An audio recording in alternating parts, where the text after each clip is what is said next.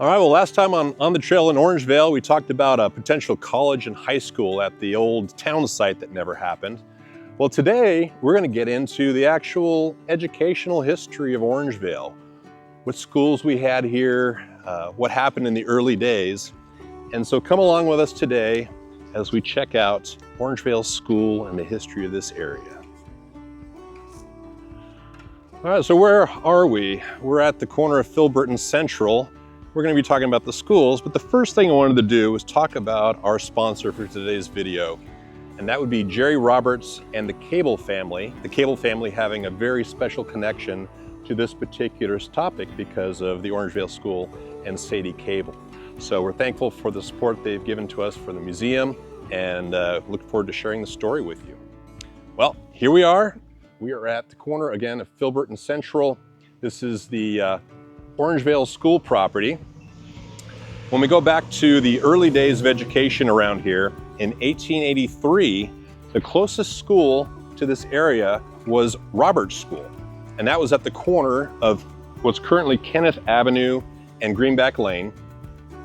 That was the only school in the area. And so when the colonization company decided to develop this area and put in the 10-acre parcels, they wanted to make sure they had education available for those young families that were coming in to get these orchards going.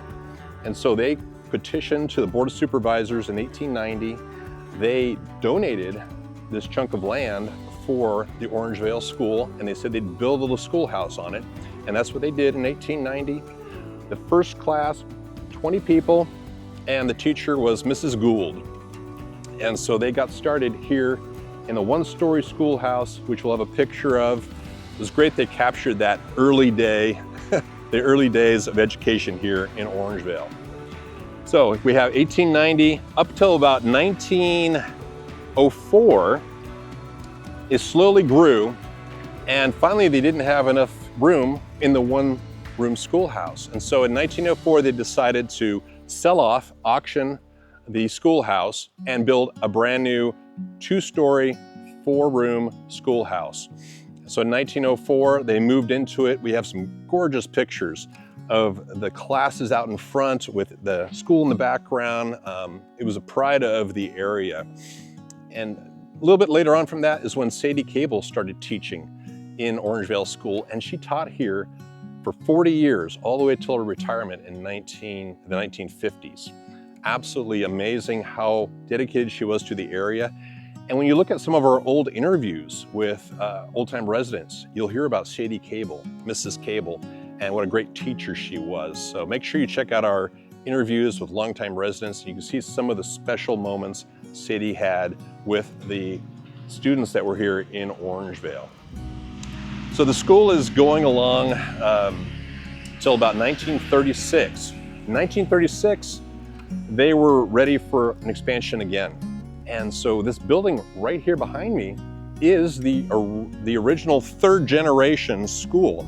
And we have photos of the classes getting their picture taken in front of these windows that we'll show you, with Sadie Cable, in fact, in the photo with those 8th graders that were graduating. Really special to have some of those in our archives and be able to share those with you. So 36 all the way to the 49, the school slowly expanded. We've got aerial photos showing the original building and then how it's expanded. And in fact, once you get into the 50s, you ended up with more and more wings, right? As the World War II ended, you had the boomers coming in, popping out, and just flooding the area. So not only did Orangevale School have to expand, but you had Roberts School, and you had Green Oaks, and you had all these other schools popping up all over Orangevale to take care of all these children that were coming out after World War II. So Orangevale School became just one of many at that time. That lasted all the way into the 80s. At that point, we ended up starting to ramp down. Didn't have as many kids coming into the area. They ended up having to start shutting some schools down. And in fact, this school now is a charter school. It's the Golden Valley Charter School. They're using this facility. And we have quite a few other old elementary schools in Orangevale that have converted into Montessori charter schools and whatnot. So, but the education story hasn't ended, and we'll continue this story on our next phase of our episode. And so after the boomers got through school, there wasn't as many kids to put through education in this area.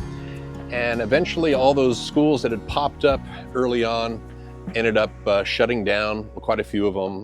The Orangevale School itself was one of those. Became charters, Montessori's and whatnot. So education continued in those cases. In some cases though, we end up with residence house.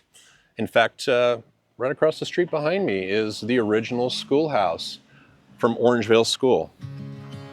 And you can see there's a little bit of addition to it. They've expanded just a bit, but if you look at from the top, you can see the original rectangle of that one-room schoolhouse that started in 1890, but just popped across the street and has been hiding quietly as a residence for quite some time. But to continue the story, we need to pop over to the museum and wrap up this episode.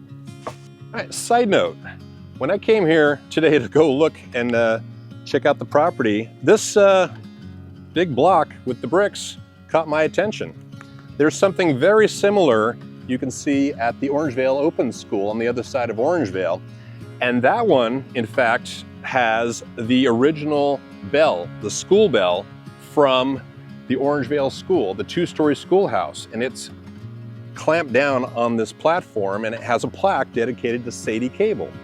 Well, I'm thinking perhaps that was originally here because I can see the rebar cut off and this platform is empty. Either that or it's their favorite principal was buried here. Could be, I guess, but us historians kind of try to figure these things out. But this is pretty interesting. If you look at the shot from the Orangevale Open School, you'll see it looks very similar. So, fun little tidbit, something to check out as us historians are digging up everything. Well, you look at that. That's the picture proving that the bell was actually at the Orangevale Elementary School before it got moved to the Roberts School, which is currently the Orangevale Open School. So that's neat that we could confirm that right here in the museum.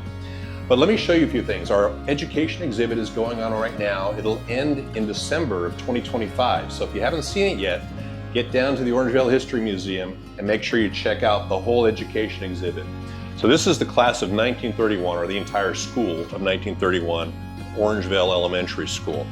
What's neat about it is you can see the second generation two-story schoolhouse in the background with the bell tower where that bell was hanging. We've got Sadie Cable, the 40-year veteran of Orangevale Elementary School, here in the photograph with all these kids. Now, what's crazy to think about is the year before, 1930, we have a photograph of the entire school, and it was about a third of this. They actually fit on the front porch of the school. And what happened in 1930-31, right? We just started the Great Depression. And so we had a massive influx of families coming in, getting work in the orchards. And so they also then ballooned the local school districts. Pretty crazy to think about everything that was happening back then and the faces of these children in this picture. But next thing I want to show you is we have a photograph of somebody who made a postcard. He took a shot from the bell tower. He took it down Central Avenue. So you're getting a kind of a bird's eye view. And we have that here in the museum too. So come with me, let's check it out. Let's zoom past all these other exhibits, the new Women's Club exhibit. But here we are, that shot from the top of the schoolhouse. This is looking down Central Avenue. You've got, this house is still there on the corner at Filbert and Central. The Methodist Church is still there. It's now a residence. But the rest of the buildings have all come and gone. And of course, it's changed dramatically since back then when we had orchards and fields. But just imagine all the changes that have happened over these years. Education is still a big part of Orangevale, and we appreciate that. And with that, this is Mark Herring with On the Trail in Orangevale. If you like this video, a like and subscribe is great.